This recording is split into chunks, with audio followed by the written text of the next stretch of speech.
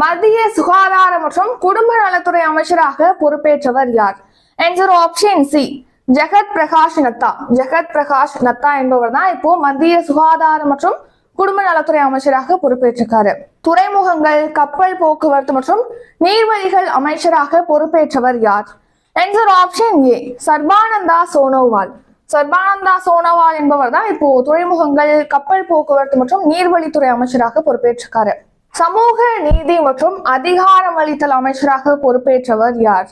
Answer Virendra Kumar. So பாத்தீங்கன்னா இப்ப வீரேந்திர குமார் அவர்கள் தான் சமூக நீதி மற்றும் அதிகாரமளித்தல் அமைச்சராக பொறுப்பேற்றிருக்காரு. சிவில் விமான போக்குவரத்து அமைச்சராக பொறுப்பேற்றவர் யார்? Answer option B, Kinjarapu Rammohan Naidu. Kinjarapu Rammohan Naidu அவர்கள் தான் இப்போ சிவில் விமான போக்குவரத்து அமைச்சராக பொறுப்பேற்றிருக்காரு.